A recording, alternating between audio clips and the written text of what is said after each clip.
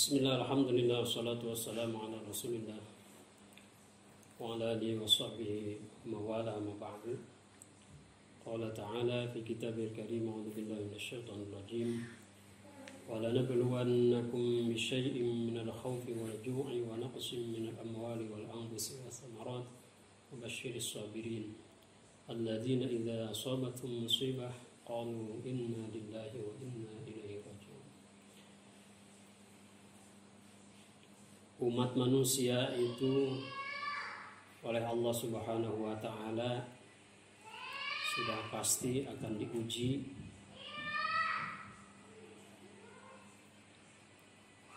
dalam beberapa hal.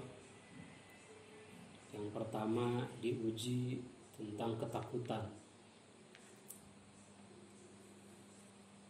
Jadi ketika muncul pandemi virus corona di dunia ini, maka kemudian ada ketakutan kita, ada ketakutan di kalangan umat manusia di seluruh dunia bahwa dunia ini sebentar lagi akan kiamat. Ini ujian kepada kita dalam khauf, dalam ketakutan. Walju, kemudian manusia juga diuji dengan kelaparan. Dengan adanya virus corona, dengan adanya COVID-19 itu kemudian di berbagai negara, di berbagai wilayah dilakukan lockdown, dilakukan penguncian, dilakukan pembatasan sosial berskala besar atau PSBB. Akibatnya apa? Perdagangan berhenti. Bukan hanya perdagangan kebutuhan tersier atau sekunder, bahkan perdagangan yang bersifat primer seperti bahan kebutuhan pokok bagi kita, seperti makanan, minuman, beras, minyak dan lain sebagainya, banyak yang terhenti. Dan diperkirakan di akhir ketika virus corona sudah selesai, ada kurang lebih 135 sampai 300 juta orang di seluruh dunia akan mengalami kelaparan. Umat manusia ini diuji tentang kelaparan. Wa naqsim minal amwal wal anfus. Kemudian juga diuji kekurangan harta. Akibat virus corona ini kemudian banyak orang yang kehilangan penghasilan. Bayangkan sekarang pabrik-pabrik tutup. Yang terakhir pabrik rokok Sampurna di Jawa Timur tutup gara-gara ada 2 orang pegawainya meninggal dunia setelah diperiksa positif corona. Bahkan sekarang disinyalir rokok-rokok yang Sampurna itu kemungkinan besar membawa virus corona. Karena dibuat oleh pegawai-pegawai yang terinfeksi virus corona. Diuji kemudian yang punya pabriknya jadi kehilangan hartanya. Yang punya pabrik rokok Sampurna itu adalah yang salah satu orang terkaya di Indonesia. Punya kekayaan ratusan triliun. Dengan tutupnya pabrik dia, kemungkinan turun kekayaannya, jadi berkurang. Pegawainya berhenti sekarang, dirumahkan. Artinya penghasilannya juga berkurang. Maka berkuranglah harta benda itu. Yang biasa beli rokok Sampurna, yang merokok Sampurna, jadi ada ketakutan, akhirnya tidak beli rokok Sampurna. Walaupun ada penelitian katanya nikotin itu bisa menghambat bahkan membunuh virus corona itu. Sehingga Dari penelitian katanya sebagian besar perokok itu tidak terkena virus corona. Sekarang sedang dilakukan penelitian di Perancis, di Inggris, bagaimana membuat vaksin yang dalamnya ada unsur nikotinnya.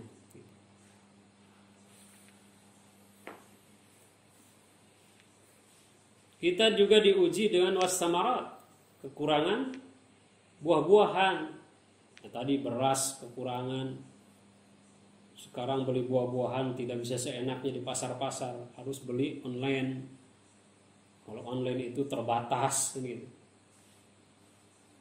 Di toko-toko penjual di swalayan, di minimarket, makanan-makanan, buah-buahan terbatas. Ini kita diuji tentang kekurangan makanan, kekurangan buah-buahan. Semua orang ketakutan. Semua orang merasa kekurangan hari ini. Kecuali siapa? Wabasyiris sabirin, kata Allah. Yang bergembira itu adalah orang-orang yang sabar. Sabar menghadapi ini, sabar menghindarinya, sabar berusaha, berikhtiar untuk menghindari terinfeksi virus corona. Siapa orang-orang yang sabar itu? Alladzina idza asabathum musibah qalu inna lillahi wa inna ilaihi raji'un. Orang yang sabar itu adalah orang-orang yang ketika mendapatkan musibah dia berkata inna lillahi wa inna ilaihi raji'un. Kita ini semua adalah Allah yang menciptakan, Allah yang memberi rizki, Allah yang menghidupkan. Maka kita yakin kita akan kembali kepada Allah Subhanahu wa ta'ala. Ya sudah, artinya tawakal saja, serahkan kepada Allah Subhanahu wa ta'ala. Kalau kita sudah berusaha, gitu kan? Sudah berusaha mengikuti anjuran pemerintah, berusaha menghindari kerumunan, berusaha pakai masker, berusaha pakai disinfektan, berusaha selalu mencuci pakaian setiap hari, berusaha tidak kemana-mana. Ya setelah itu serahkan kepada Allah. Kita milik Allah, ya kan? Kita diciptakan oleh Allah, maka hidup mati kita ini adalah Allah yang menentukan.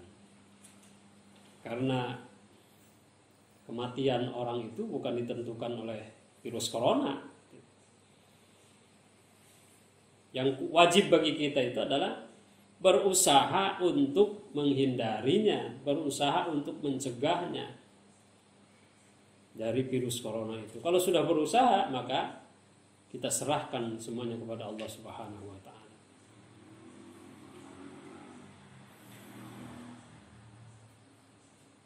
Di daerah Yaman yang hari ini sedang bergolak, zaman dahulu di situ ada sebuah kerajaan kesultanan.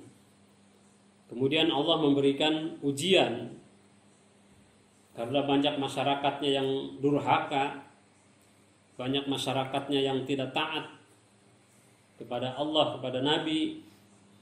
Maka Allah memberikan ujian dengan kelaparan, diberikan musim kemarau yang lama, sehingga tumbuh-tumbuhan tidak bisa atau gagal panen semuanya. Saking lamanya musim kemarau itu. Maka terjadilah kelaparan. Setiap orang kaya sudah membantu, sudah mengeluarkan berasnya, sudah mengeluarkan makanan, minuman dan sebagainya, diberikan kepada orang-orang yang kelaparan, orang-orang yang miskin, yang fakir.